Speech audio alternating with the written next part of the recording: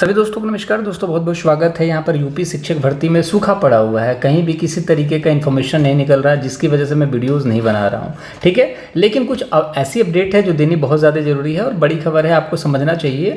बच्चों को ऐसा लगता है कि हमारी बातें हैं ना सरकार नहीं मानती है। भाई सरकार मानती है, सरकार अपना तरकीब लगाती है। कैसे लगाती है उस चीज़ को देखिए। आपको पता है दिन पर दिन डीएलएड का क्रेज जो है वो खत्म होता जा रहा है। यूपी के बच्चे अब इस चीज़ को समझ चुके हैं, भाई भर्ती तो है नहीं तो डीएलएड करने से कोई मतलब तो है नहीं। हम डीएलएड करेंगे, जब तक करेंगे तब तक हो सकता है भर्ती आए, और भर्ती आए जब तक हमारा उम्र बीत जाएगा तब जाके दूसरी अगली भर्ती आएगी, तो कोई मतलब नहीं बनता। तो बच्चे रिस्क में है। तो इन्होंने क्या दिमाग लगाया कि अब कोई भी कर सकता है। जैसे कोई बिहार का बच्चा था, अगर यूपी से डीएलएड करना चाहता था तो वो नहीं कर सकता था, वो यूपी से ही कर सकता है डीएलएड। ठीक है, तो अब यहाँ पर देखिए क्या है कि डीएलएड अब यूपी से बाहर, अगर आप बिहार के हैं तो भी आप यूपी में कर सकते हैं, क्योंकि यूपी के बच्चों का तो क्रेज है ही नहीं अब डीएलएड करने को लेकर के। तो यहाँ पर अब दिमाग ये लगाया जा रहा है कि भाई अब किसी तरीके से बाहरी राज्य को अट्रैक्ट किया जाए, क्योंकि अब यूपी के छात्र खुश नहीं हैं। और आप इस चीज़ को मान के चलिए कि विधानसभा चुनाव में कहीं ना कहीं विधानसभा चुनाव में यहाँ पर जो पत्ता है ना, जो गवर्नमेंट है उसका पत्ता साफ होने वाला है, अगर शिक्षा भर्ती नहीं देते हैं तो। शिक्षक छोड़िए ना, हर जगह का यही हाल है। कोई बच्चा बीएड डीएलएड कर रखा है उसका तो बात है ही, जो बच्चा पीएड का एग्जाम देता है वो भी परेशान है ना, उसको भी कहीं ना कहीं अपॉर्चुनिटी नहीं मिल पा रही है।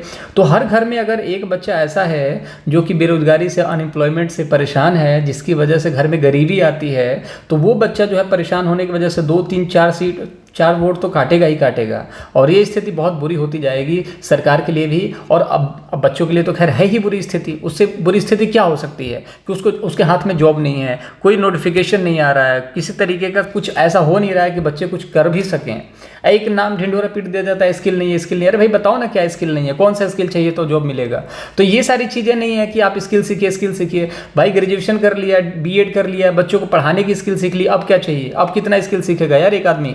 आप इस चीज़ को समझिए कि अब सरकार का जो भी है, ये जो रवैया है, डीएलएड बाहर से कर ले, चाहे कुछ भी कर ले, कितना भी कर लें, लेकिन विधानसभा चुनाव में अगर भर्ती नहीं देते हैं तो भर्ता बनेगा इलेक्शन का रिजल्ट। इस चीज़ को देखिएगा। तो बड़ी खबर यह है कि आप अपना इनिशिएटिव लेते रहिए, आप सरकार को उसको दिखाते रहिए कि हाँ भाई आप में पावर है, आप इस चीज़ को लेकर के हैं कि अगर आपने भर्ती नहीं दी तो हम लोग भाई करेंगे, हम लोग वो हर चीज़ कोशिश करेंगे कि आप नहीं जीत सकते।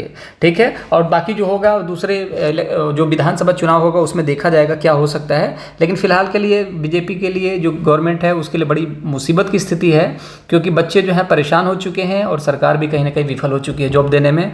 तो जो भी होगा देखा जाएगा। अब यहाँ पर देख ही सकते हैं पिछले साल 70,000 सीटें जो है खाली रह गई थी।